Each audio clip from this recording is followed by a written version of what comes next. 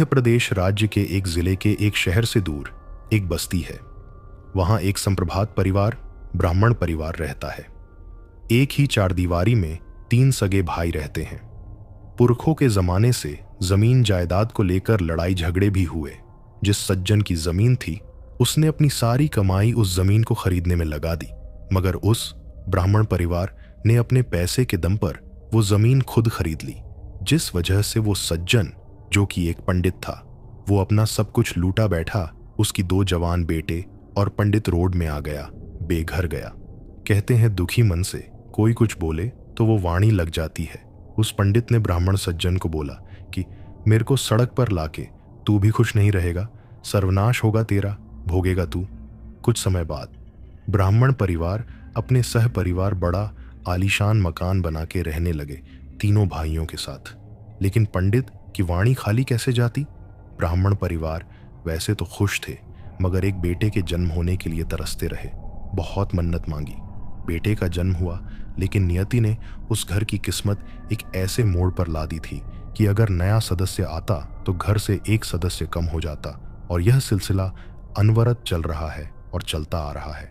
सबसे बड़े भाई राम की संतान एक पुत्र सिद्धार्थ हुआ। जैसे ही पुत्र हुआ, उनका मंझला भाई शिव को उन्होंने हमेशा के लिए खो दिया। तब उन्होंने बाबा और साधु से सलाह मशवरा किया, और जब उन्होंने कुछ उपाय बताए और उनके घर पर आकर वास्तु देखी, तब बाबा ने उनको बोला, आपको पुत्र रत्न की प्राप्ति है, लेकिन बदले आपको अपना एक भाई खोना पड़ेगा। और उन्होंने उनकी बात मान ली और उन्होंने भाई के बदले में बेटे को चुना। जब यह बात राम के सबसे छोटे भाई को पता चली तो उसने अपने बड़े भाई को मना भी किया कि जब अनहोनी होनी है तो ऐसे नए पुत्र की क्या जरूरत जो अपने जन्म के साथ एक जीव को के जाले। पर बड़े भाई ने छोटे की बात नहीं मानी, तो फिर तो अनर्थ होना ही था, एक जीव के बदले में दूसरे जीव की जान लेना। कन्याएं इन सारे दोष से दूर थीं, सिर्फ पुत्रों पर नियति की मार थी। नियति ने उस घर की किस्मत कुछ ऐसी कर दी थी कि हर 6 वर्ष के अंतराल में एक जीव जाना ही है घर से, जिसे कोई भी नहीं बदल सकता और जो आज भी अनवरत जारी है। और वो असर सिर्फ पुत्र और भाई और पिता पर था। नियति ने उस घर की किस्मत कुछ ऐसी कर दी थी कि हर 6 वर्ष के अंतराल में एक जीव जाना ही है घर से, जिसे कोई भी नहीं बदल सकता और जो आज भी अनवरत जारी है। और वो असर सिर्फ पुत्र और भाई और पिता पर था। 1975 में बड़े भाई को पुत्र हुआ, मगर उसी साल उन्होंने अपने एक भाई शिव को खो दिया, जिसका खुद अपना परिवार 2 बेटे और 1 बेटी। शिव के गुजरने के 6 साल बाद उनके छोटे पुत्र सुदेश की असामान्य कारण से मौत हो गई। उसके बाद प्रत्यक्ष रूप से घर में असामान्य गतिविधियां शुरू हो गईं। किसी का साया दिखना, रात में अजीब अजीब सी आवाज आना। सुदेश के रूम में जाने से सबको डर लगता था। रात में दूसरे कमरे के दरवाजे पर दस्तक की आवाज, मगर आवाज देने और बाहर निकालकर देखने पर कोई भी वहां नहीं होता था। सबसे डरावनी रात तो दिवाली की रात गुजरी। रात को सब पूजा पाठ करके खाना खाकर अपने अपने कमरों में आराम कर रहे थे।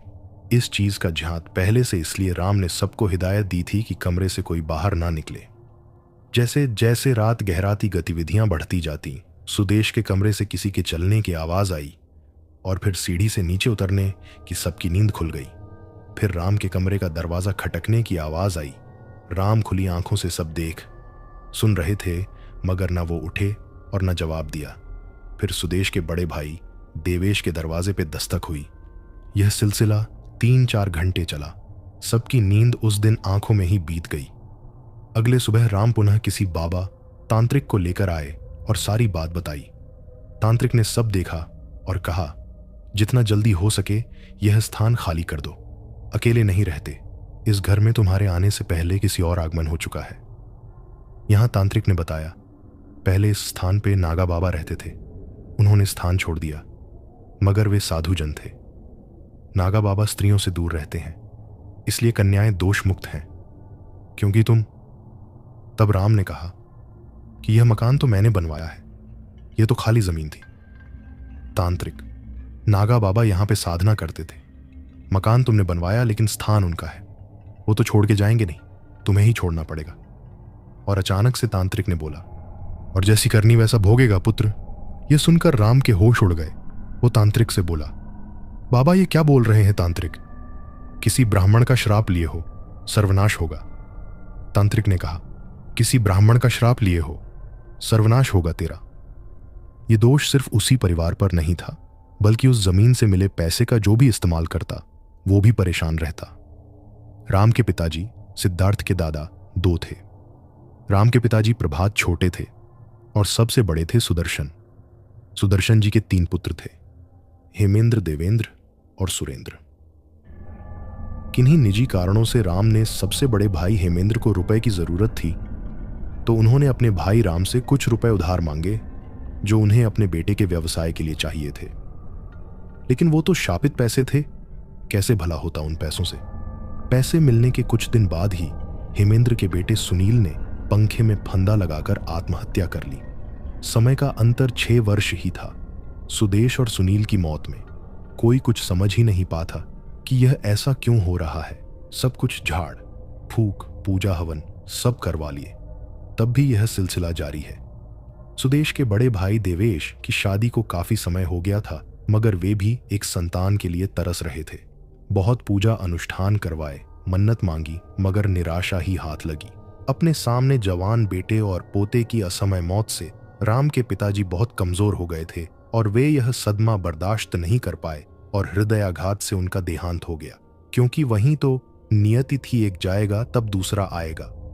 देवेश के यहाँ एक बेटी का जन्म हुआ।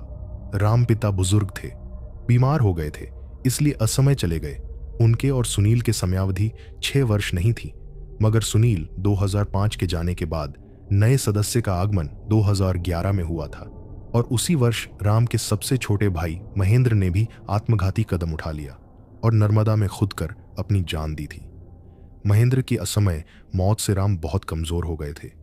उन्होंने घर में भागवत कथा करवाई, हवन करवाए, झाड़ फूंक करवाई, जो हो था सब करवाया, इस सोच से कि अब आगे कुछ अनर्थ ना हो, क्योंकि वहीं तो नियति थी, एक जाएगा तब दूसरा आएगा। देवेश के यहां एक बेटी का जन्म हुआ।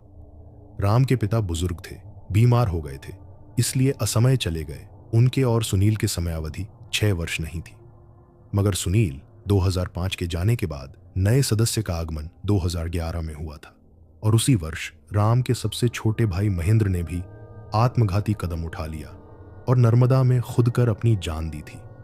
महेंद्र की असमय मौत से राम बहुत कमजोर हो गए थे। उन्होंने घर में भागवत कथा करवाई, हवन करवाए, झाड़ फूंक करवाई, जो हो था सब करवाया, इस सोच से कि अब आगे कुछ अनर्थ ना हो। बेटियां को घर की औरतों पर कोई हानि नहीं है, सिर्फ घर के वंश पे। यह सिलसिला जो 1991 से जारी है, अनवरत जारी है। ऐसा क्यों, किस वजह से यह समझ नहीं आता। और परिवार के सदस्य चाहकर भी घर निकल नहीं पा रहे। वे जब भी निकलना चाहते हैं कुछ अनहोनी हो है जाती है। 2011 में महेंद्र के मौत के बाद घर के हालात बहुत बिगड़ गए थे। अप्राकृतिक गतिविधियां बहुत बढ़ गई थीं। नेगेटिव एनर्जी का संचार ज्यादा हो रहा था। अब तो घर के सदस्यों को दिन में भी किसी अकेले कमरे में जाने से डर लगता था।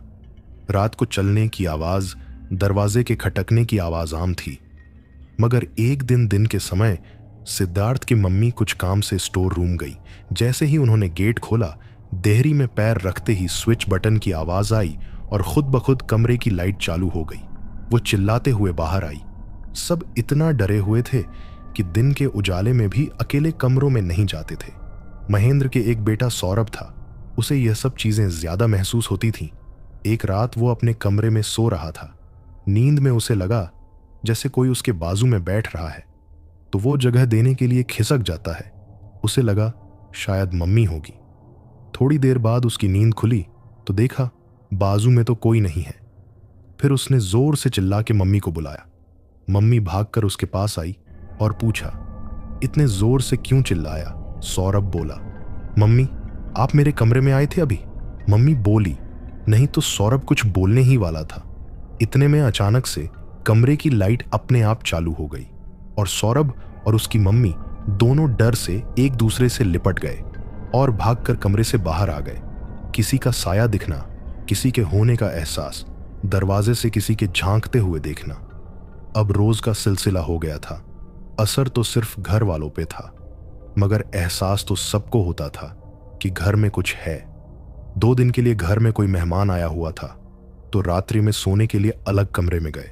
और कमरा ऐसा था, एक के पीछे एक। तो सोते समय उन्होंने पहले आगे वाले कमरे का गेट लगाया, फिर पीछे वाले कमरे का आगे वाला कमरा बरामदा था, वो पीछे वाले कमरे में सो रहे थे।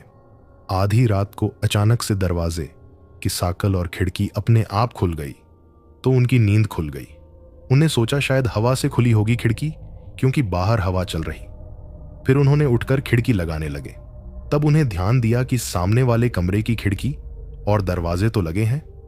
अगर हवा की वजह से खुलते तो पहले सामने वाले कमरे का खुलना था, दरवाजा सीधे अंदर वाले कमरे का कैसे खुल सकता है? और फिर वो बहुत बुरी तरह घबरा गए, डर के मारे चिल्ला भी नहीं पाए और सारी रात जागते हुए बिता दी। अगली सुबह उन्होंने इसकी चर्चा करी। सबसे पहले वो इन सब बातों को बेफिजूल कहते थे, मैं नहीं मानता यह सब भूत और साया कुछ नहीं होता।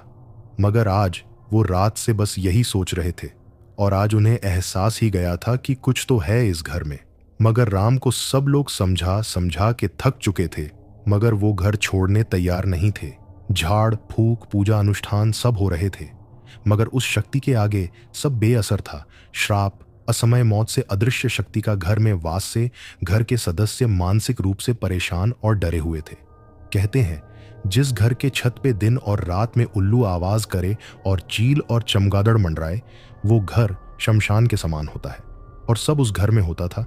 जितने भी तांत्रिक आते यही कहते, जल्द से जल्द घर खाली करने में भलाई है। ऐसे ही चलता रहा और धीरे धीरे 2011 से 2017 आ गया। मतलब उसे तो याद है कि 6 साल की अवधि खत्म हो चुकी है। एक सदस्य और जाने वाला है, सुनील के चाचा जी दशरथ। 2017 के जुलाई में दशरथ जी की मौत हो गई। सब दुखी, डरे हुए कि यह सिलसिला कब खत्म होगा, अगला कौन होगा, कौन है वो। कितने ही सवाल, मगर जवाब किसी के पास नहीं। 2017 जुलाई 2017 में सुनील के चाचा दशरथ की मौत के बाद अप्राकृतिक गतिविधियां जारी थीं। रात में सबके सोने के बाद ऊपर छत में किसी के चलने की आवाज, चिल्लाने की, रोने की आवाज आना नियमित था। सबकी रातें ऐसे ही डर में बीत जाती थी। किसी भी झाड़ फूक पूजा अनुष्ठान का कोई असर नहीं हो रहा था।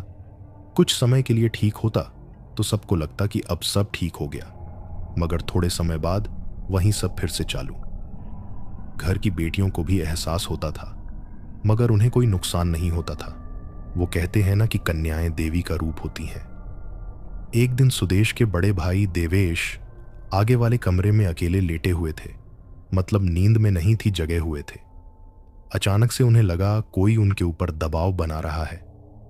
उनकी सांसें तेज हो गई और वो उठने की कोशिश करने लगे, लेकिन उठ नहीं पा रहे थे। उन्हें याद आया, उन्होंने भगवान को स्मरण किया और उन्हें लगा जैसे कोई उठकर वहां से गया हो। वो बहुत डर गए थे। अंदर वाले रूम में उनकी मम्मी और बहन सो रही थी, तो वो उठकर मम्मी के पास बैठ गए। जाके मम्मी नींद में थी तो उन्हें पता नहीं चला। अचानक से फिर देवेश को ऐसा लगा कि कोई चढ़ गया उनके ऊपर और वो जोर से चिल्लाते हुए उनके पैरों के ऊपर लेट गए, जैसे किसी ने जोर से धक्का दिया हो। मम्मी और बहन दोनों घबरा के उठ गए। फिर मम्मी ने उन्हें अपने ही सुला लिया। घर के सदस्यों ने गौर किया कि जब कभी बेटी या बहन साथ में बैठी हो तो उन्हें किसी भी डर का एहसास नहीं होता था। अकेले कमरे में जाने में सबको डर लगता था, जैसे कोई पीछे खड़ा है।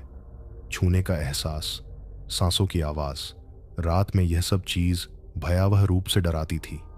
तांत्रिक को दिखाने के बाद तांत्रिक ने कहा कि यहाँ एक नहीं 3 अतृप्त आत्माएं हैं और नागा साधुओं का वास है। यहाँ अब गृहस्थ और साधु एक साथ तो रह नहीं सकते। बेहतर होगा यह घर खाली कर दो। अकाल मौत होने पर आत्माएं अतृप्त हो जाती हैं और भटकती रहती हैं। इतनी सब अकाल मौत के बाद राम और उनके परिवार वाले सब परेशान और डरे हुए थे। कई उपाय करने के बाद भी कुछ नहीं हो रहा था। राम ने कई बार सोचा कि घर छोड़ देते हैं, मगर वो जाने दे तब ना। जब भी राम ऐसा कुछ सोचते, कुछ ना कुछ जरूर हो जाता।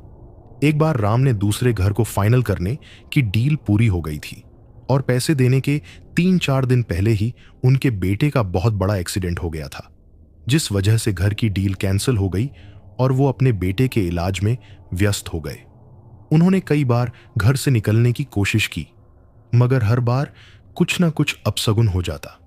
ऐसे ही एक बार देवेश ने घर बदलने की सोची, तब उनके बिजनेस वाहन का एक्सीडेंट हो गया और उनके गाड़ी की काफी नुकसान हुआ। चाहते हुए भी वो घर नहीं छोड़ पा रहे थे। एक समय देवेश की वाइफ दिशा प्रेग्नेंट थी और दिन में अपने कमरे में आराम कर रही थी। नींद में सपने में उन्हें देखा कि कोई बहुत बलशाली सा आदमी उनके पेट में जोर से मार रहा है। फिर सपने में उन्हें अपने पति देवेश दिखते हैं, तो वो सोचती है इन्होंने क्यों मारा, और घबराकर उनकी नींद खुल जाती है। जैसे ही नींद खुलती है उन्हें लगा जैसे कोई उनके बाजू में बैठा था और अभी उठ के गया। तो वो जोर से चिल्लाती है, तो देवेश और उनकी सासू माँ वहां AATI है। माँ पूछती है क्या हुआ बेटा? तब दिशा ने अपने पति से पूछा, आप क्या कर रहे थे? आप अभी रूम में आए थे और मुझे मार क्यों रहे थे? देवेश बोला, पागल हो गई हो क्या? मैं क्यों मारूंगा तुम्हें, और मैं तो अभी दूसरे रूम से आ रहा हूं। दिशा बोली, तो फिर रूम में कौन आया था? मैंने उठने के बाद महसूस भी किया था। मां बोली, परेशान मत हो, सपना देखा होगा तुमने। दिशा बोली, मम्मी सपने में उन्हें देखा था, पूरा सपना बताते हुए। मां घबराई हुई सब समझ गई और बोली, तू रुक, मैं नजर उतार देती हूं, कुछ नहीं हुआ। दिशा और देवेश को समझाकर मां खुद परेशान थी। मां ने दोनों बेटे बहू की नजर उतारी। उसी दिन रात में अचानक से दिशा को पेट में दर्द शुरू हो गया। असहनीय दर्द। रात में उसे हॉस्पिटल लेकर गए। डॉक्टर, कॉम्प्लिकेशन है, इंटरनल ब्लीडिंग हो रही है, अबॉर्शन करना पड़ेगा, और नहीं भी करवाओगे तो नेचुरल ही हो जाएगा। अब इसको कैरी करना रिस्की होगा, मां पे खतरा हो सकता है। और फिर डॉक्टर की सलाह पर देवेश ने अबॉर्शन करवा लिया, और अबॉर्शन के वक्त 4 महीने का गर्भ था, जिससे पता चला कि वो बेटा था। मां तो तभी आशंकित हो गई थी जब दिशा ने सपने का जिक्र किया था। अब गर्भ में बेटे की बात सुनकर उन्हें पूरा यकीन हो गया था कि सच में कोई बुरी चीज उस वक्त दिशा के पास आई थी जिसकी वजह से यह हुआ है। क्या यह ऐसा ही चलता रहेगा? कौन है वो? ना थमने वाला मौत का खेल, आखिर कब खत्म होगा? और भी कई सवाल जो सबके जहन में है, लेकिन जवाब और बचने का कोई उपाय भी नजर नहीं आ रहा। देवेश की पत्नी के 4 माह के गर्भ के अबॉर्शन के बाद भी कई बार दिशा प्रेग्नेंट हुई, मगर किन्हीं अनजाने कारणों की वजह से गर्भ ठहर नहीं पा रहा था। देखने वालों को लगेगा कि सब प्राकृतिक तरीके से गर्भ नष्ट हो रहे थे, मगर दिशा जब भी प्रेग्नेंट होती, उसे सपने में दिखता कि कोई काला सा बलिष्ठ आदमी बैठकर अंडे फोड़ रहा है, और कुछ समय बाद उनके अबॉर्शन हो जाता। डॉक्टर नॉर्मल प्रॉब्लम बताता, झाड़ फूक करवाते तो पंडित बताते कि काली शक्तियां ही हैं जो वंश बढ़ने नहीं दे रही। जितने अबॉर्शन हुए सारे लड़के ही थे। 2012 में दिशा के यहाँ बच्चे का जन्म हुआ, मगर वो लड़की थी, जिससे सब खुश तो थे, मगर दुख इस बात का भी था कि क्या कभी लड़के का जन्म नहीं होगा। वर्ष 2011 में राम के सबसे छोटे भाई महेंद्र ने आत्मघाती कदम उठा लिया और नर्मदा में कूदकर अपनी जान दी थी। महेंद्र की असमय मौत से राम बहुत कमजोर हो गए थे। उन्होंने घर में भागवत कथा करवाई, हवन करवाए, झाड़ फूंक करवाई, जो हो सकता था सब करवाया, इस सोच से कि अब किसी की मौत ना हो। परछाई दिखना, आवाज आना सब जारी था। समय गुजरते गुजरते 6 साल की अवधि पूरी होने जा रही थी। एक बार फिर राम ने घर बदलने का सोचा और 2011 से 2017 आ गया। मतलब नियति को तो याद है कि 6 साल की अवधि खत्म हो चुकी है। एक सदस्य और जाने वाला है, सुनील के चाचा जी दशरथ। 2017 के जुलाई में दशरथ जी की मौत हो गई। सब दुखी डरे हुए कि यह सिलसिला कब खत्म होगा। माना कि लड़कियों को कुछ नहीं होता, मगर एक हद तक डर बहुत होता है, दिखता भी है और महसूस भी होता है। मतलब जा चुके जीव का दिखना और उनका अपने पास बुलाना, और उस सम्मोहन में आप खुद आत्महत्या की तैयारी करें और होश आने पर रूह कांप जाए। एक बार सुनील की परछाई अरथू को दिखी और अपने पास बुला रही थी, अपने साथ ले जाने बोल रही थी। अचानक अरथू को पता नहीं क्या सूझा, वो अंदर कमरे में आई और मोटी रस्सी उठाकर वापस छत की तरफ चली गई। अरथू को जाते हुए उसकी बड़ी बहन रत्ना ने देख लिया तो वो उसके पीछे पीछे गई। तो रत्ना ने छत में जाके देखा कि रातू लोहे के एंगल में रस्सी डाल रही थी। रत्ना ने पूछा, क्या कर रही? रतु अचानक से रतु चौंक गई, फिर बहुत जोर से रत्ना को चिल्लाई तो रत्ना ने गुस्से में बोला, ढंग से बात कर, चिल्ला क्यों रही है? तो आरतू ने फिर जोर से चिल्लाया। अब रत्ना ने गुस्से में एक चांटा मार दिया। तब रथु के होश आया और वो जोर जोर से चिल्ला के रोने लगी। रत्ना के पूछने पर बताया कि मैं आत्महत्या करके सुनील भैया के पास जा रही थी, वो बुला रहे थे मुझे। और फिर वो माँ और बहन से लिपट कर रोने लगी। सुनील की मौत के बाद एक दिन परी को पता नहीं क्या सूझा और उसने ब्लेड उठाई और बाथरूम में चली गई। बाहर वाले कमरे में उसके पापा महेंद्र बैठे हुए थे। परी बहुत देर से अंदर थी। अंदर से कोई आवाज भी नहीं आ रही थी, ना पानी ना किसी चीज की। थोड़ी ज्यादा देर होने पर परी के पापा ने परी को आवाज दी तो पहले तो परी ने कोई जवाब नहीं दिया। फिर बहुत देर तक जोर से आवाज देने के बाद, परी दरवाजा खोलो, क्या कर रही हो? परी बाहर आकर बोली, कुछ नहीं पापा। पापा बोले क्या कर रही थी? इतने देर से आवाज भी नहीं आ रही थी। अचानक वो बाथरूम में अंदर चले गए और सिंक पार ब्लेड देखकर जोर से चिल्लाए, क्या कर रही थी बेटा तू? इतना सुनते ही परी जोर से रोने लगी और बोली, मुझे ऊपर अच्छा नहीं लग रहा। सुनील भैया की, सुदेश भैया की याद आ रही है, वो भी याद करते हैं मुझे। महेंद्र सुनकर बहुत दुखी हुए और परी को प्यार किया तो वो बहुत रोई पापा से लिपट कर। तो यहां खत्म होती है आज की पहली कहानी। चलिए सुनते हैं आज की दूसरी कहानी। चारों तरफ एक अजीब सा सन्नाटा फैला हुआ था। पूरा गांव इस यकाकक घटित हुए अनहोनी से दहल गया था। कितना विभत्स नजारा था वो, देखते ही रूह कांप उठती थी। गांव के सरपंच तेजबली सिंह के घर के बाहर भीड़ बढ़ती ही जा रही थी। धीरे धीरे गांव के लगभग सारे आदमी जमा हो चुके थे। जो भी उस शरीर को एक बार देखता उसकी चीख निकल जाती। वैसे शरीर तो बस नाम का ही था। दोनों हाथ पैर अलग अलग थे, जिनकी उंगलियां नदारद थीं। मुंडी धड़ से अलग होकर दूर पड़ी थीं। पेट से अंतड़ियां बाहर निकल बिज बजा रही थी। खोपड़ी में जगह जगह से खून निकलकर जम चुका था। चेहरा पूरा काला हो चुका था। कान का आता पता ही नहीं था और आंखों की जगह पर मांस के लोथड़े लटके हुए थे। कुल मिलाकर ऐसा लग रहा था जैसे शरीर को अभी अभी किसी कसाई खाने से लाया गया हो। और उस पर भी हजारों मक्खियों का उन अंगों से चिपकना मंजर को और भी विभत्स बना रहा था। कितना भला आदमी था बेचारा, नाहक ही मारा गया। उसी भीड़ में दो बुजुर्ग आदमी बात कर रहे थे। सही कह रहे हो भैया, आजकल तो अपने गांव देश के बाहर निकलकर नौकरी करने लायक भी नहीं रहा। अभी 2 दिन पहले ही मिला था, कितना खुश था अपनी जिंदगी से। कह रहा था, चाचा हमारा ट्रांसफर यहीं पर हो गया है, परसों तक ट्रांसफर लेटर भी मिल जाएगा। इस बार सहारनपुर जाना हमारा आखिरी बार होगा, 2 दिन में वापस आ जाएंगे। कुछ शाइन वाइन की बात कर रहा था। बेचारे तेज बली भैया एक ही ठो लड़का था, वो भी इतनी दर्दनाक मौत मारा गया। लेकिन एक बात हमारे पल्ले नहीं पड़ रही राजपति, आखिर उसकी किसी से ऐसी क्या दुश्मनी हो सकती है कि उसे ऐसी मौत मरना पड़ा, वो भी बाहर में। अरे ये कौनो दुश्मनी वुश्मनी ना ही है भैया, ये तो वही राकेश की औरत का काम है। एक तीसरे आदमी ने उन बुजुर्ग की बात काट अपनी बात रखी।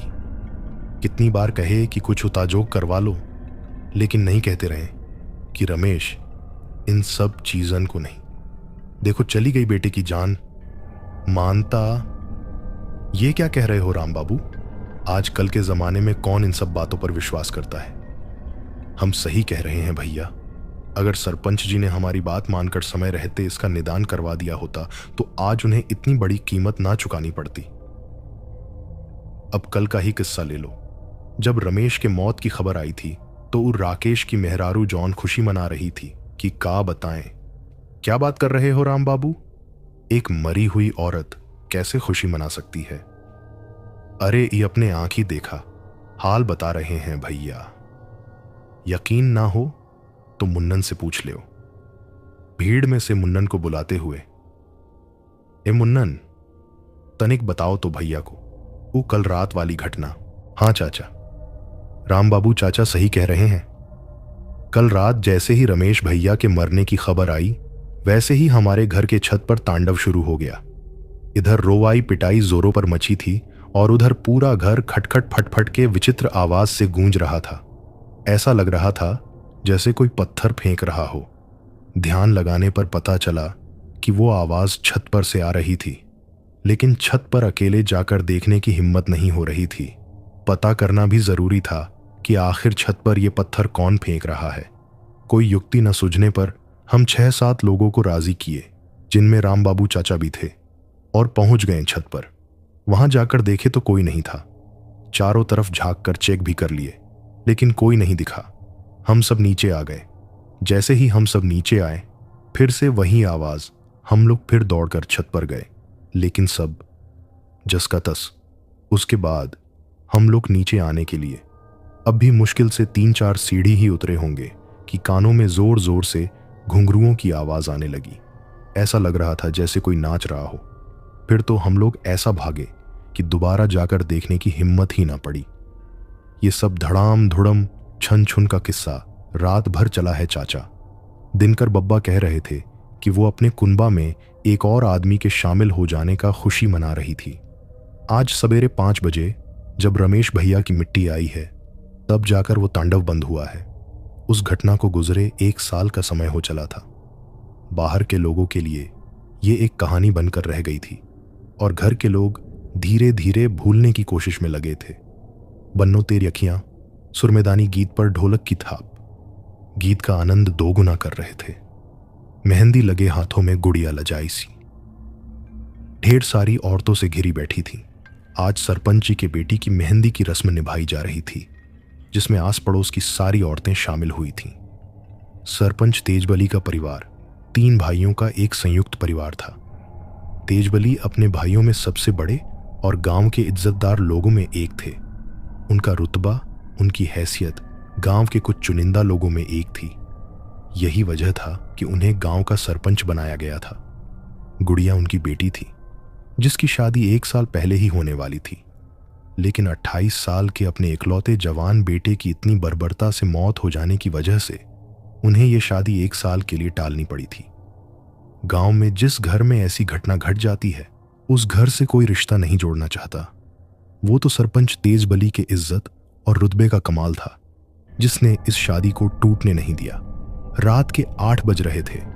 मेहंदी का रस्म पूरा हो चुका था। सारी औरतें अपने अपने घर जा चुकी थीं। नवंबर महीने की शुरुआत, न कड़ाके की ठंड, न उमस भरी गर्मी।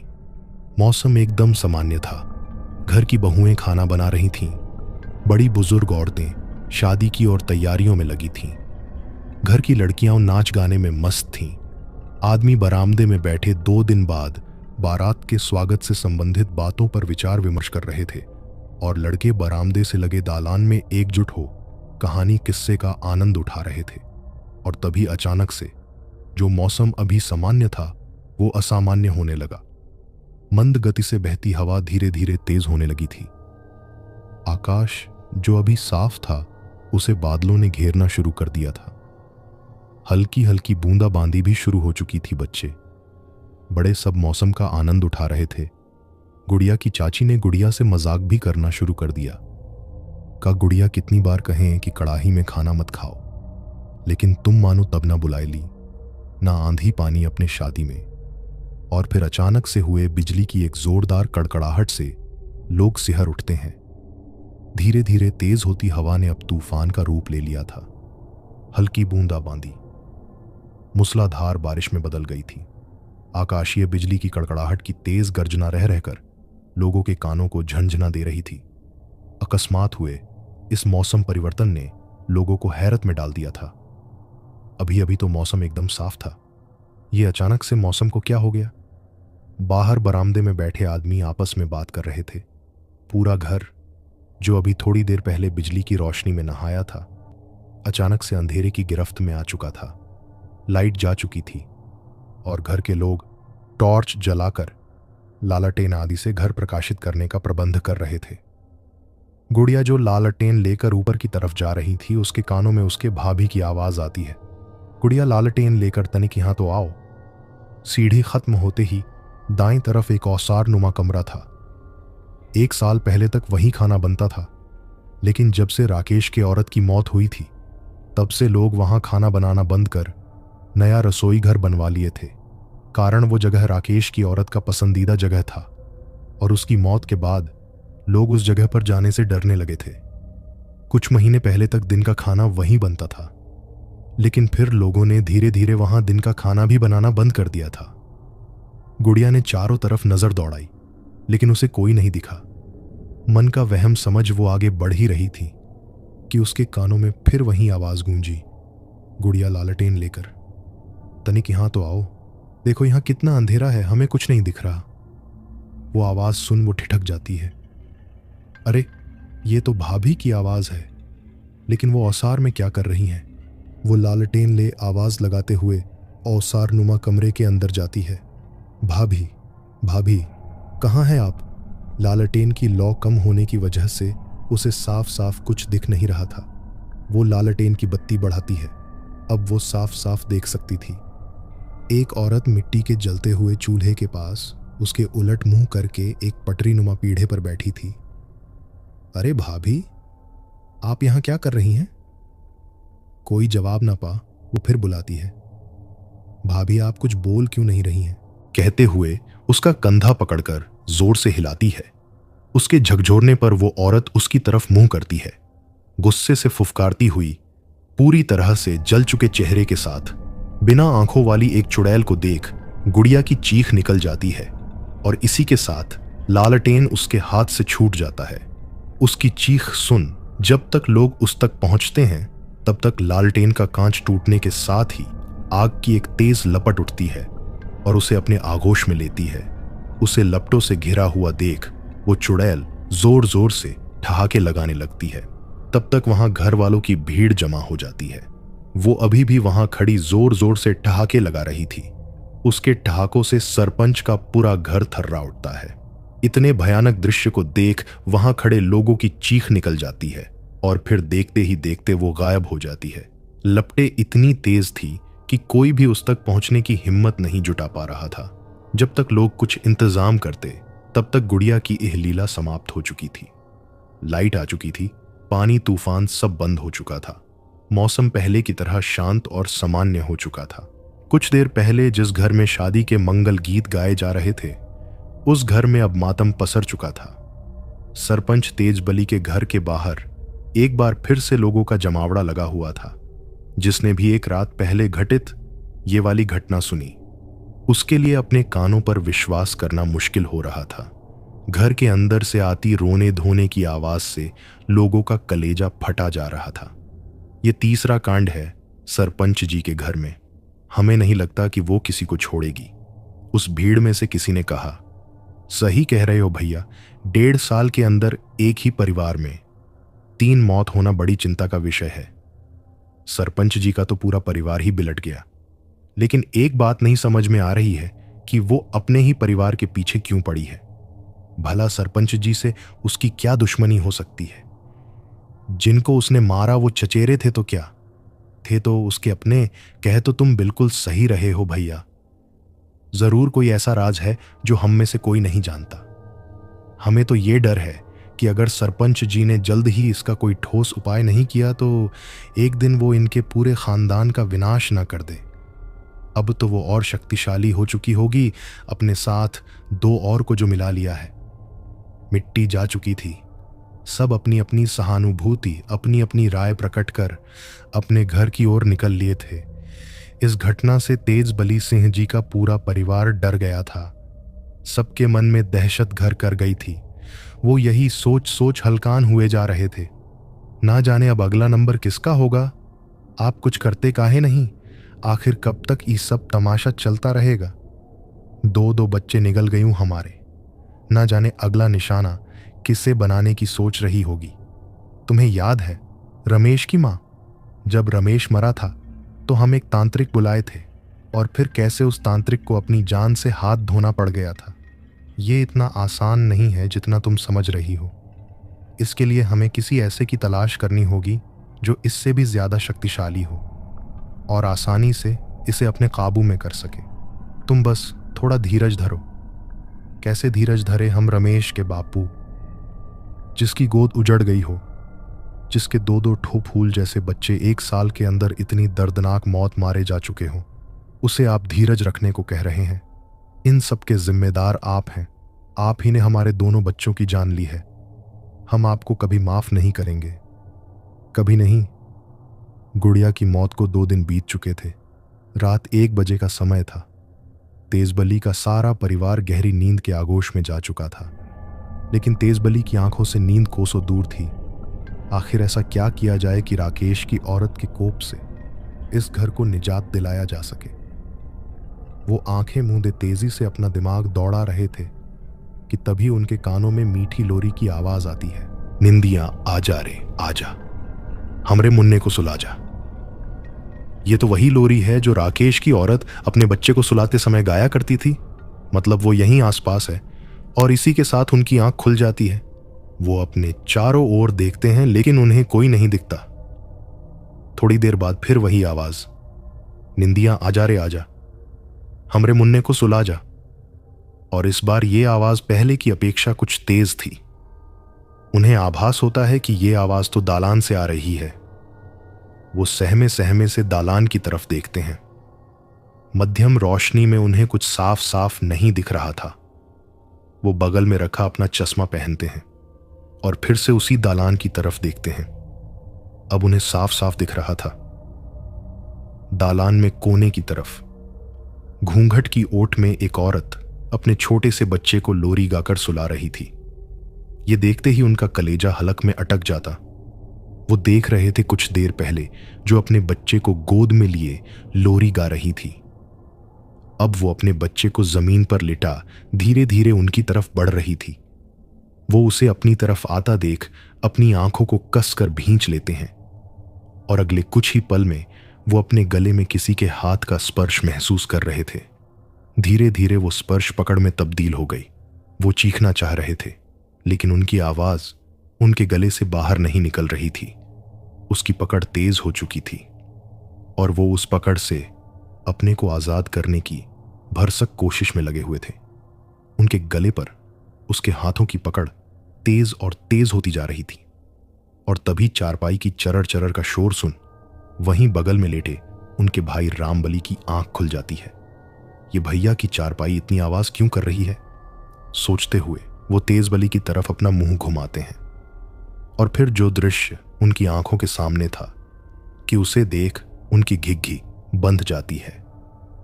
वो देख रहे थे एक औरत जिसका चेहरा घूंघट से ढका हुआ था, लेकिन उसके शरीर का जितना हिस्सा दिख रहा था उन हिस्सों में बड़े बड़े फफोले पड़े हुए थे जो जगह जगह से फट चुका था और उन फटे हुए फफोलों में से खून और पानी का मिश्रित द्रव निकल रहा था जिसकी दुर्गंध सांस लेना मुश्किल कर रही थी। वो तेजबली सिंह के ऊपर झुकी हुई थी और उनका गला पूरी ताकत के साथ दबाती जा रही थी। तेजबली छटपटाहट के साथ खुद को बचाने की जद्दोजहद में लगे थे। इतना देख रामबली चिल्लाने लगते हैं, छोड़ दो भैया को, अरे कोई बचाओ भैया को। ये क्या कर रही हो बहू? ये लाइन रामबली ने थोड़े प्यार से बोली थी।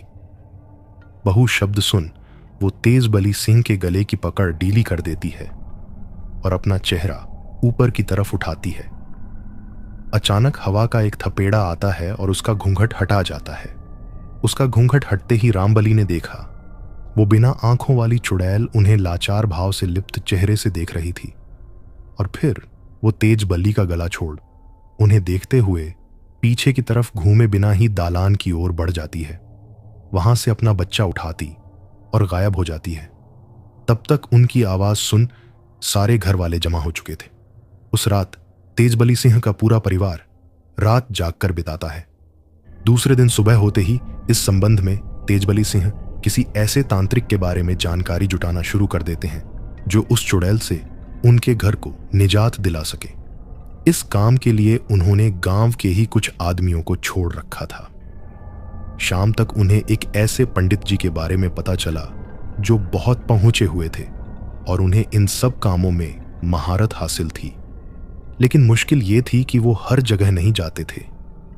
जब ये बात तेजबली सिंह को पता चली तो उन्होंने पंडित जी को लिवा लाने के लिए खुद जाने का फैसला किया। इसके लिए उन्होंने अपने दोनों भाइयों को साथ लिया और निकल पड़े पंडित जी को लिवा लाने।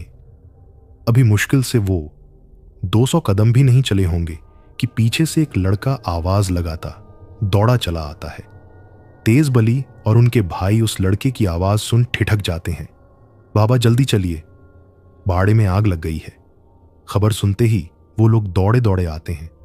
आकर देखते हैं पूरा बाड़ा धूं धूं करके जल रहा था। अंदर से मवेशियों के रंभाने और चिल्लाने की आवाज आ रही थी। कुछ लोग मिलकर आग बुझाने की कोशिश में लगे हुए थे, लेकिन आग बुझने की जगह और तेज होती जा रही थी। उन लोगों की समझ में नहीं आ रहा था क्या करें। उसकी लपटें इतनी तेज थी कि मवेशियों को बचाना तो दूर, वो बाड़े के नजदीक भी नहीं फटक पा रहे थे। काफी मशक्कत करने के बाद भी वो आग नहीं बुझा पाए और आखिरकार आग तभी बुझी जब उसे बुझना था। पूरा बाड़ा जलकर राख हो चुका था। मवेशी तड़प तड़प कर दम तोड़ चुके थे। 15 मिनट के भीतर सब कुछ बर्बाद हो चुका था। एक बार फिर से ये खबर सुनते ही पूरा गांव उमड़ पड़ा तेज बली सिंह के दरवाजे पर। आप कोई उपाय काहे नहीं करते सरपंच जी? ऐसे कब तक चलता रहेगा? उपाय करने ही तो जा रहे थे रामचरण। बाड़े में आग लगने की खबर सुन उल्टे पांव लौटना पड़ा। कुछ समझ में नहीं आ रहा है क्या करें। हम जानते हैं ये सब हमें जाने से रोकने के लिए किया है उसने। पिछली बार भी उसने ऐसा ही करके उस तांत्रिक की जान ले ली थी। सही कह रहे हैं सरपंच जी। है तो वो बड़ी ही खतरनाक, बहुत बुरा हुआ इनके साथ। बेचारे बेजुबान मवेशी भी नहीं बच पाए उस पिशाचिनी के कोप से। हमें नहीं लगता भैया कि वो इतनी आसानी से कुछ भी करने देगी। इसके लिए कोई और तरकीब लगानी पड़ेगी। जो भी तरकीब लगानी है जल्दी लगाओ राजपति, क्योंकि अब हमारे पास ज्यादा समय नहीं बचा है। उस रात तेजबली सिंह का पूरा परिवार रात जाग कर बिताता है। दूसरे दिन सुबह होते ही इस संबंध में तेजबली सिंह किसी ऐसे तांत्रिक के बारे में जानकारी जुटाना शुरू कर देते हैं जो उस चुड़ैल से उनके घर को निजात दिला सके। इस काम के लिए उन्होंने गांव के ही कुछ आदमियों को छोड़ रखा था। शाम तक उन्हें एक ऐसे पंडित जी के बारे में पता चला जो बहुत पहुंचे हुए थे और उन्हें इन सब कामों में महारत हासिल थी। लेकिन मुश्किल ये थी कि वो हर जगह नहीं जाते थे। जब ये बात तेजबली सिंह को पता चली तो उन्होंने पंडित जी को लिवा लाने के लिए खुद जाने का फैसला किया। इसके लिए उन्होंने अपने दोनों भाइयों को साथ लिया और निकल पड़े पंडित जी को लिवा लाने। अभी मुश्किल से वो 200 कदम भी नहीं चले होंगे कि पीछे से एक लड़का आवाज लगाता दौड़ा चला आता है। तेजबली और उनके भाई उस लड़के की आवाज सुन ठिठक जाते हैं। बाबा जल्दी चलिए, बाड़े में आग लग गई है। खबर सुनते ही वो लोग दौड़े दौड़े आते हैं। आकर देखते हैं पूरा बाड़ा धूं धूं करके जल रहा था।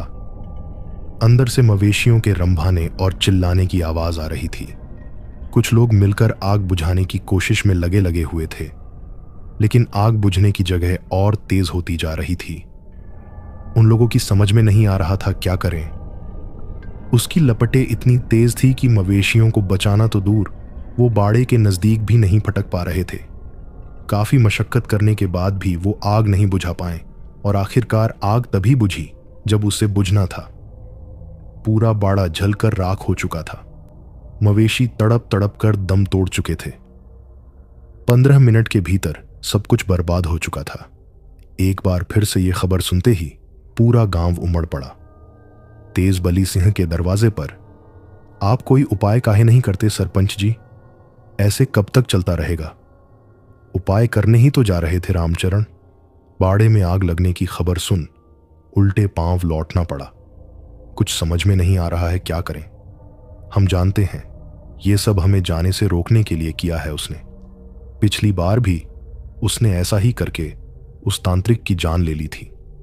सही कह रहे हैं सरपंच जी। है तो वो बड़ी ही खतरनाक, बहुत बुरा हुआ इनके साथ। बेचारे बेजुबान मवेशी भी नहीं बच पाए उस पिशाचिनी के कोप से। हमें नहीं लगता भैया कि वो इतनी आसानी से कुछ भी करने देगी। इसके लिए कोई और तरकीब लगानी पड़ेगी। जो भी तरकीब लगानी है जल्दी लगाओ राजपति, क्योंकि अब हमारे पास ज्यादा समय नहीं बचा है। क्या पता कल को पूरा गांव इस डायन के प्रकोप का भाजन बन जाए। सही कह रहे हो भैया, जल्द ही कुछ करना होगा, वो भी बड़े ही गुपचुप तरीके से, जिसकी भनक इस डायन को ना लगे। और फिर उसी रात करीब 9 बजे तेजबली सिंह के घर एक पंडित जी का आगमन होता है। पंडित जी के आने की खबर सुन घर के बाकी लोग बाहर निकल उन्हें घेर कर खड़े हो जाते हैं। आपका बहुत बहुत धन्यवाद महाराज, जो आप यहां आने के लिए राजी हो गए। अब आप ही बचा सकते हैं हमें उसके प्रकोप से, कहा। तेजबली सिंह ने पंडित जी के पैर छूते हुए, कल्याण हो बच्चा, ईश्वर सब भला करेंगे। मैं कुछ करूं इससे पहले मैं एक बार तुम्हारे पूरे घर का निरीक्षण करना चाहता हूं। जी महाराज, जरूर करें, बस आप कुछ भी करके हमें इस मुसीबत से छुटकारा दिलवा दें। इसके बदले आप जो कहेंगे आपको हम देने के लिए तैयार हैं। आई जिसको दे ऊपर वाला दे बच्चा, हम इंसान किसी को क्या दे सकते हैं। ये रुपया पैसा हमारे लिए माटी के समान है। पंडित जी के बगल में खड़ा उनका शिष्य जो उनकी बातों को सुन रहा था, उसने तेजबली सिंह को पंडित जी के गुणों से अवगत कराते हुए कहा, गुरुजी, आपके यहां किसी प्रलोभन से नहीं आए हैं। ये तो जल्दी कहीं जाते भी नहीं। वो तो आपके यहाँ की इतनी बड़ी समस्या सुन मास्टर जी के बहुत विनती करने पर यहाँ आने के लिए तैयार हुए हैं। भाग्य प्रबल था आपका जो आपको इनके दर्शन हो गए। अब आप तनिक भी चिंता न करें, हमारे गुरुजी ने आज तक बहुतों का उद्धार किया है। अब जब इनके पांव आपके यहाँ पड़ गए हैं तो बस इतना समझ लीजिए कि आपकी मुसीबत बहुत जल्द दूर होने वाली है। चलें, अब आप एक बार इन्हें पूरे घर का निरीक्षण करवा दें। आइए महाराज, कहते हुए तेजबली सिंह पंडित जी को लेकर घर के मुख्य द्वार तक पहुंचते हैं। लेकिन भीतर जाने के लिए जैसे ही पंडित जी घर के मुख्य चौखट पर पांव रखते हैं, वैसे ही उन्हें जोर का झटका लगता है। अनुभव करते ही पंडित जी का पूरा शरीर सिहर उठता है।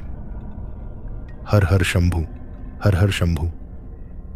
क्या हुआ महाराज, आप रुक क्यों गए? अंदर आइए। पंडित जी को दरवाजे पर ही ठिठका देख तेजबली सिंह पूछते हैं। उसकी आत्मा हमें भीतर आने से रोक रही है बच्चा। वो कोई ऐसी वैसी आत्मा नहीं, बहुत ही ताकतवर और हठी आत्मा है। इतना कहने के साथ ही पंडित जी ने अपनी आंखें बंद की और मन ही मन कुछ मंत्र पढ़ने लगे। उस मंत्र का प्रभाव ऐसा था कि उन्होंने उस चौखट को बिना किसी रुकावट के आसानी से पार कर लिया।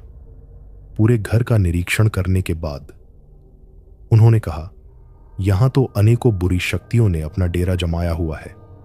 इनको यहां से निकालना इतना आसान नहीं होगा। कारण इस घर से उनकी आत्माओं का जुड़ाव बहुत पुराना है, और जिस जगह से किसी आत्मा का जुड़ाव हो जाता है उस जगह को छोड़ना हर एक के लिए मुश्किल हो जाता है। फिर वो चाहे एक जीता जागता इंसान हो या किसी मरे हुए शरीर की आत्मा। लेकिन फिर भी मैं अपनी तरफ से पूरी कोशिश करूंगा। भगवान शंभुनाथ अगर चाहेंगे तो बहुत जल्द ही वो बूढ़ी शक्तियां यहां से चली जाएंगी। लेकिन इसके लिए मुझे एक पूजा करनी होगी। ये पूजा अर्धरात्रि 12 बजे से शुरू होगी, जो पूरे 4 घंटे चलेगी। तत्पश्चात मैं उन बुरी शक्तियों का आवाहन करूंगा। ये पूजा हमें आज रात्रि ही करनी होगी, क्योंकि आज भोलेनाथ का दिन है। अगर ये पूजा उनके दिन घड़ी में की जाती है तो भोलेनाथ प्रसन्न हो उस कार्य को हर हाल में सफल बनाते हैं। हर हर शंभू। अभी 10 बज रहे हैं, ठीक 12 बजे से पूजा शुरू होगी।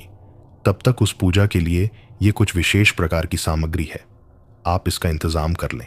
और हाँ, एक बात और, उस पूजा में परिवार के प्रत्येक सदस्य का उपस्थित रहना अनिवार्य है। इसलिए ध्यान रहे कि आज की रात कोई सोए ना। रात 12 बजते ही पंडित जी पूजा करना प्रारंभ कर देते हैं, और जैसा कि पंडित जी ने कहा था, उनके कहे अनुसार उस पूजा में परिवार के सभी सदस्य मौजूद रहते हैं।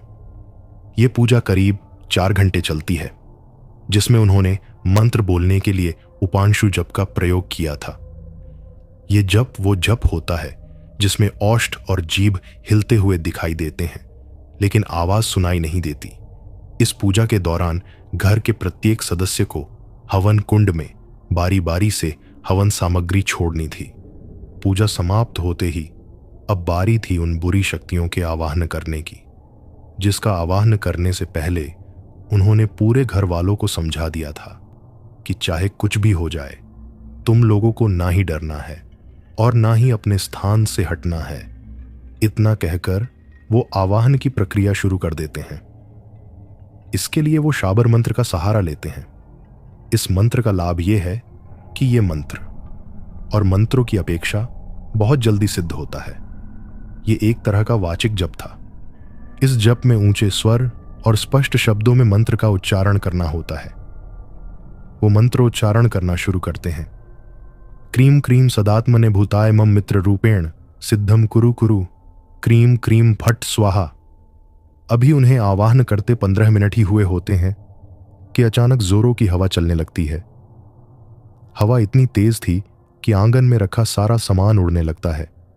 पूरे घर से पटपुट की आवाज आनी शुरू हो जाती है।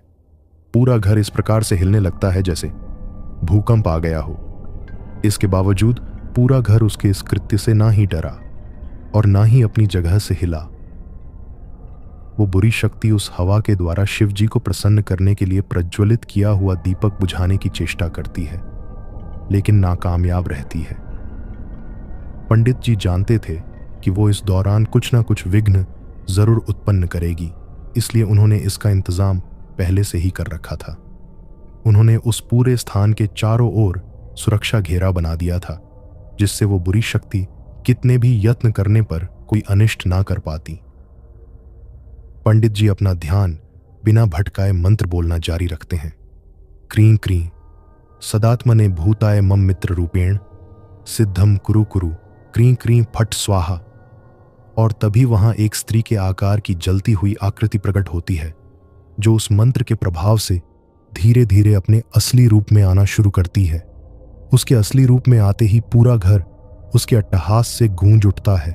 उसका ये रूप देख सभी घर वाले सहम उठते हैं और डर के मारे एक दूसरे का हाथ थाम लेते हैं। पंडित जी बिना रुके मंत्र बोलना अभी भी जारी रखते हैं। उनके इस तरह से लगातार मंत्र बोलते रहने की वजह से वो बुरी शक्ति अपना अट्टहास बंद कर तेज आवाज में गरजती है। ए पंडित, बंद कर ये मंत्र बोलना, वरना तुम्हारा भी वही हश्र होगा जौन तांत्रिक का हुआ था। कोका लगता है इस तरह से तू हमको अपने वश में कर लेगा। ये गलत फहमी है तुम्हारी। तू हमको बुला तो लिया है, लेकिन इतना आसान नहीं है। हमको वश में करना कहने के साथ ही वो एक बार फिर जोरों के ठहाके लगाने लग जाती है। पंडित जी मंत्र बोलते बोलते ही चांदी के पात्र में रखे हुए जल को अंजुरी में लेकर उसके ऊपर छिड़क देते हैं। उस जल के पवित्रता और उस मंत्र के प्रभाव से वो अट्टहास करना बंद कर छटपटाने लग जाती है। ए पंडित, देख, तू ऐसा नहीं कर सकता हमरे साथ। रोक दे तू ये सब। आखिर तू चाहता का है। उस चुड़ैल को पूरी तरह से अपने वशीभूत होता देख पंडित जी उससे कहते हैं, देख, मेरी तुझसे कोई दुश्मनी नहीं है। मैं केवल इतना चाहता हूं कि तू अपने साथियों के साथ ये घर छोड़कर चली जा। नहीं जा सकते। वो क्रोध से फुफकारती हुई बोली, देख, अगर तू मेरी बात मान लेगी तो मैं तेरी आत्मा को हमेशा के लिए मुक्त कर दूंगा। तुझे इस योनि से मोक्ष दिला दूंगा। नहीं चाहिए हमें कोनो मुक्ति युक्ति। हमें बदला चाहिए। बदला का तू हमें बदला दिला सकता है। बोल का तू हमारी मदद करेगा। किससे बदला लेना चाहती है तू? और किस बात का बदला लेना चाहती है? ये तो तुम तेजबली से पूछो। क्यों रे तेजबली, बताता काहे नहीं कि हमें क्या चाहिए? बोल बोल ना। तू नहीं बोलेगा। हम जानते हैं कि तू नहीं बोलेगा। चल फिर मरने के लिए तैयार हो जा। आज तो हम तुमको अपने साथ लेकर ही जाएंगे। कहने के साथ ही वो तेजबली पर झपट पड़ती है और उनका गला पूरी ताकत से दबाने लग जाती है। उसे अनियंत्रित होते देख पंडित जी एक बार फिर उसी पात्र का पवित्र जल मंत्र बोलते हुए उसके ऊपर छिड़कते हैं। जल पड़ते ही वो तेजबली सिंह का गला छोड़ दूर हट जाती है और जलन से कराहने लगती है। ऐ पंडित, देखो, हमें छोड़ दो। हम तुम्हारा कब बिगाड़ा है जो तुम हमें परेशान कर रहे हो? हम तो खुद ही मरे हुए एक परेशान दुखी आत्मा हैं। ये सब करके तुम हमें और दुखी ना करो। देखो, हम तुमसे विनती करते हैं, हमारा बदला पूरा हो जाने दो। हम अपने आप यहां से चले जाएंगे। तो ऐसे नहीं मानेगी तू? रुक, अभी बताता हूं तुझे। पंडित जी मंत्र बोलना शुरू करते हैं। उन्हें मंत्र बोलता देख वो चुड़ैल पंडित जी से गिड़गिड़ाने लगती है, तुम हमें मुक्त करना चाहते हो ना, लेकिन ये बात जान लो, हम कभी मुक्त नहीं हो सकते। अपने दिल पर इतना बड़ा बोझ लेके हम कैसे मुक्त हो सकते हैं? हमारी आत्मा तबै मुक्त होगी जब हमें इंसाफ मिलेगा, और वो इंसाफ हमें बदला लेकर ही मिलेगा। उसकी बात सुन। तेज बलि जो अब तक चुप थे बोल पड़ते हैं, देखो बहू, दया करो, तुमने हमारे दोनों बच्चों को तो मार ही दिया, अब तो रहम करो हमारे ऊपर। रहम? हाँ, तुम रहम की बात करते हो तेज बलि, तुम भूल गए तेज बलि, हमने भी तुमसे रहम की भीख मांगी थी, तुम्हारे सामने रोए थे, गिड़गिड़ाए थे, का तुमने हमरे ऊपर रहम किया था? नहीं ना, तो फिर हम तुम्हारे ऊपर रहम कैसे करें? अगर तुम भूल गए हो तो हम तुम्हें याद करा देते हैं। याद करो तेज बलि, जब तुम हमरे ऊपर भरे समाज में चरित्रहीन होने का लांछन लगाए थे, पूरे गांव पूरे समाज में हमें कहीं भी मुंह दिखाने लायक नहीं छोड़े थे, ये तुम क्या कह रही हो? बहू, हमारे कुछ समझ में नहीं आ रहा है, तुम अपनी गलती भैया के ऊपर क्यों डाल रही हो? हम सबको पता है उस रात क्या हुआ था, आप सबको कुछ नहीं पता है बाबूजी, इसलिए आप हमरे बीच में ना ही आओ तो बढ़िया है। देखो बहू, जो कुछ हुआ वो मात्र एक संजोग था, इसमें किसी की कोई गलती नहीं है। तुम्हें क्या लगता है, क्या हम लोगों को तुम्हारे जाने का दुख नहीं है? देखो राकेश को, कैसे तुम्हारे और मुन्ने के जाने के बाद तुम लोगों के गम में पागल हो गया है। देखो अपनी अम्मा को, ऐसा एक दिन भी नहीं जाता जब वो तुम्हें और मुन्ने को याद ना करती हो। तुम जिससे बदला लेने की बात कर रही हो वो तुम्हारा परिवार है। राकेश, अब तुम ही समझाओ बहू को, शायद तुम्हारी बात समझ ले।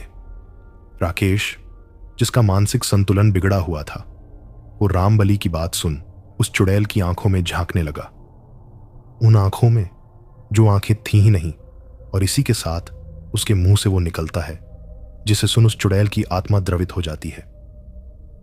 रूपा, मेरी रूपा।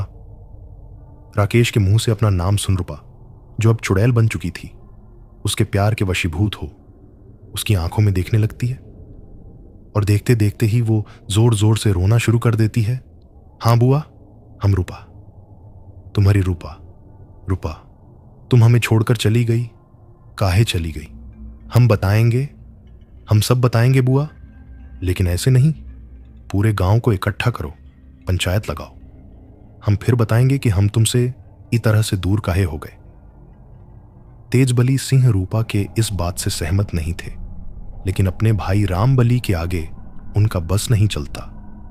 उसकी बातों का मान रखते हुए और उसके मुंह से सच्चाई सुनने के लिए पूरे गांव और साथ ही पंचों को भी यह खबर भिजवा दी जाती है कि सरपंच तेज बलि के घर सबको एकत्रित होना है।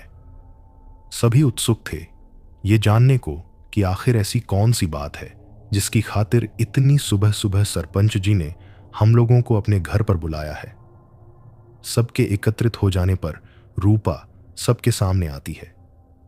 उसके इस रूप को देख उनमें से कुछ का तो डर के मारे हाथ पैर थरथराने लग जाता है, लेकिन इतनी भीड़ देखकर उनका वहां रुकने का साहस बना रहता है। रूपा बोलना शुरू करती है, देखिए, आपको हमसे डरने की जरूरत नहीं है, हम यहां कोनो नुकसान पहुंचाने खातिर आप लोगन को नहीं बुलवाए हैं, हम तो खाली अपना बात रखने के लिए आप लोगन को यहां बुलवाए हैं। उन्हें बात जौन बात, अपने जीते जी हम आप लोगन को नहीं बता पाए, बात 2 बरस पुरानी है। उस समय बुआ तुम परदेश में थे, वही समय बुआ जी की लड़की का शादी पड़ा था, सारा परिवार 3 दिन के लिए वो शादी में गया था, सिवाय बड़का बाबूजी जी, बड़का भैया और गुड़िया दीदी को छोड़कर हम नहीं गए थे। काहे कि उस समय मुन्ना छोटा था और हमारी तबीयत भी कुछ और ठीक नहीं थी, न दिन सब गए थे।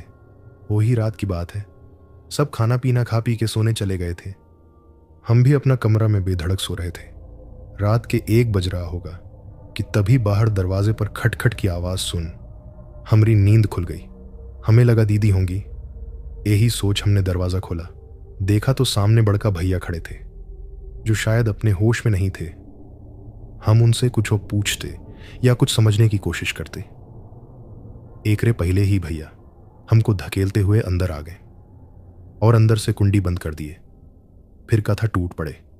हमरे ऊपर भूखा भेड़िया के जिसे हम चिल्लाते रहे, उनसे अपने अस्मत की भीख मांगते रहे, उनको अपने और बुआ के रिश्ते की दुहाई देते रहे, लेकिन सब व्यर्थ। उनको नहीं समझना था और वो नहीं समझे। दुख ही बात का है कि गुड़िया दीदी, जिनका कमरा हमारा कमरा से सटा हुआ था, वो तक हमारी मदद करने नहीं आई, और जब आई तब तक बहुत देर हो चुकी थी। हम लुटे पिटे रोते हुए गए थे बाबूजी के पास, लेकिन इन्होंने हमारी एक ना सुनी। हम कहते रहे कि हम सच कह रहे हैं बाबूजी, हमारी बात का विश्वास कीजिए, लेकिन अपने बेटे को बचाने की खातिर इन्होंने उल्टा हमें ही चरित्रहीन और उल्टा करार दे दिया।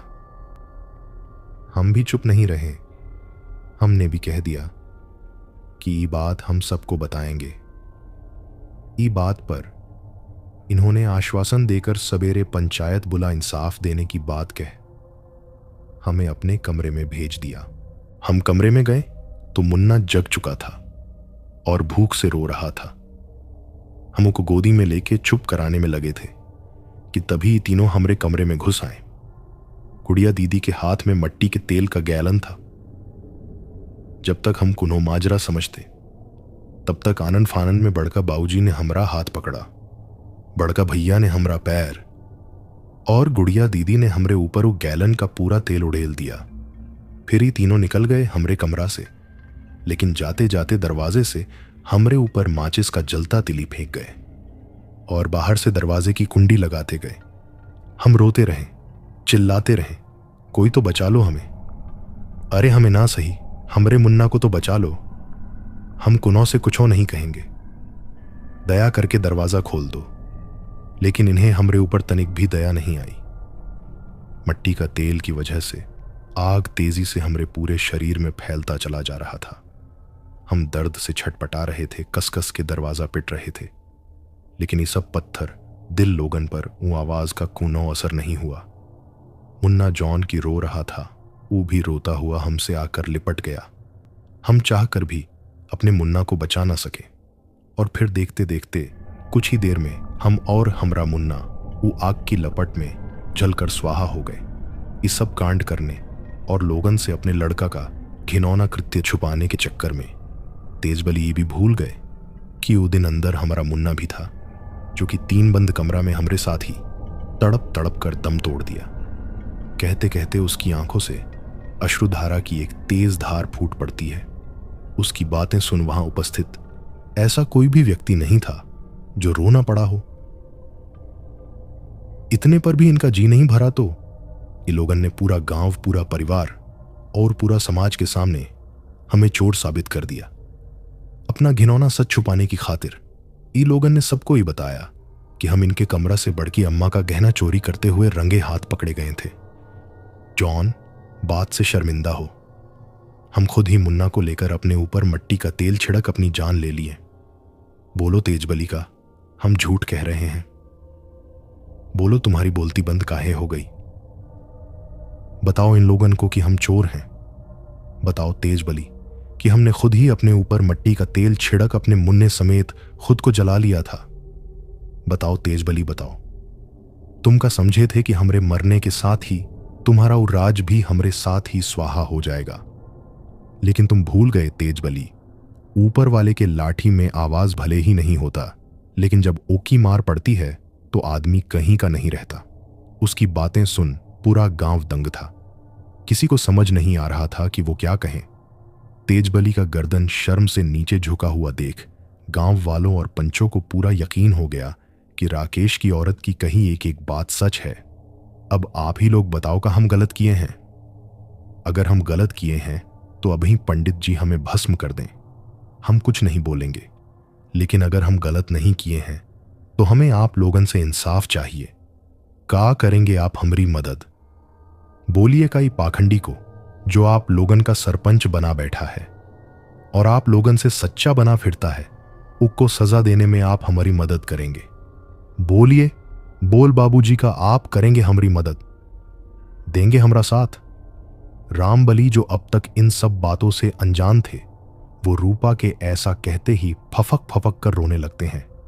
हम तुमसे किस मुंह से माफी मांगे बहू? हम तो तुमसे अपनी नजर भी नहीं मिला पा रहे हैं। बताओ, इतना कुछ हो गया हमारे पीठ पीछे और हमें इसकी भनक तक नहीं लगी।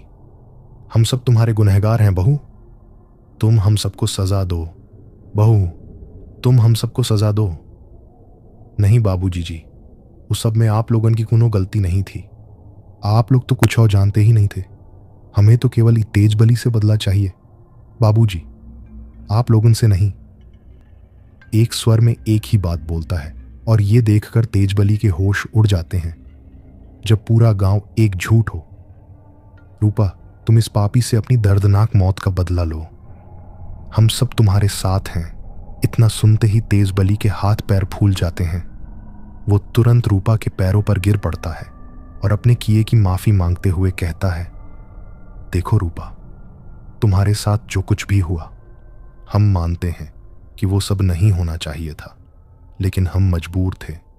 अपने लड़के के मोह में हम पागल हो चुके थे, इतने कि हम तुम्हारा दर्द नहीं समझ पाए। बहुत बढ़िया सरपंच, अपने लड़के के मोह में तुम इस कदर अंधे हो गए कि तुम ई तक भूल गए कि हम भी कूनों की बेटी, कूनों की मां, कूनों की पत्नी हैं, जो तुम्हारे ऊपर खुद से भी ज्यादा भरोसा करके हमें तुम्हारे भरोसे छोड़कर गए थे। तुमने उभाई का भी लाज नहीं निभाया तेजबली। ये सब छोड़ो, तुम ये कैसे भूल गए तेजबली कि हम तुम्हारे पुत्रवधू हैं, तुम्हारे खानदान की बहू, तुम्हारे अपने सगे भाई के बेटे की पत्नी। तुम्हें तनिक भी शर्म नहीं आई ऐसा करके? ये करते हुए तुम ये किसे भूल गए कि तुम भी एक बेटी के बाप हो? किसे तेजबली, किसे? काहे ही खातिर हमरे बाबूजी जी हमरा शादी तुम्हारे घर में किए थे? बोलो तेजबली, बोलो। आज हम सुनना चाहते हैं तुम्हें, और केवल हम ही नहीं, हम सब सुनना चाहते हैं तुम्हें। इतनी देर से राकेश, जो गुमशुम होकर रूपा की बातों को बड़े गौर से सुन रहा था, रूपा के मुंह से शादी का नाम सुनते ही बेतहाशा चिखने लगता है। किसी को मत छोड़ना रूपा, तुम सबसे गिन गिन कर बदला लेना। हम तुम्हारे साथ हैं, हम करेंगे तुम्हारी मदद, हम करेंगे रूपा। हम इन्हें जिंदा रहने का कोई हक नहीं है। तुम्हें मार दिया इन्होंने, हमारी रूपा को मार दिया तुम लोगों ने। सब के सब मरोगे, कोई भी नहीं बचेगा। हमारी रूपा के हाथों से अब कोई भी नहीं बचेगा। कहते हुए वो ताली बजाकर जोर जोर से हंसने लगता है। हाँ हाँ, अब आएगा मजा, जब अपने रूपा के हाथों हम देखेंगे मौत का तांडव। आओ रूपा, मारो मारो इन्हें, मारो रूपा, हम कहते हैं मारो। और फिर वो होता है जो शायद वहां खड़े हर एक के लिए कल्पना से परे था। एक तेज आग की लपट उठती है और तेज बली को अपने आगोश में ले लेती है, और देखते ही देखते तेज बली का शरीर जलकर खाक हो जाता है। बचती हैं तो सिर्फ उसकी अस्थियां। इसी के साथ गूंज उठता है पूरा वातावरण रूपा के अट्टहास से, और फिर कुछ ही देर में वहां इतनी शांति पसर जाती है कि लगता है जैसे कुछ हुआ ही ना हो। सबकी आंखों में आंसू थे, लेकिन वो आंसू तेज बली के जाने के गम में नहीं, बल्कि रूपा को इंसाफ मिलने की खुशी में थे। पंडित जी उसके मोक्ष का द्वार खोलते हुए उसकी आत्मा को मुक्ति धाम भेजने की तैयारी में लग जाते हैं, और उसके साथ ही उन सब आत्माओं को भी मुक्ति मिल जाती है जो उसके द्वारा मारे गए थे। एक दिव्य पुंज प्रकाशित होता है, सब उसमें लीन हो जाते हैं, और फिर वो पुंज प्रकाश धीरे धीरे जुगनू के मानिंद हवा में उड़ता हुआ शून्य में विलीन हो जाता है।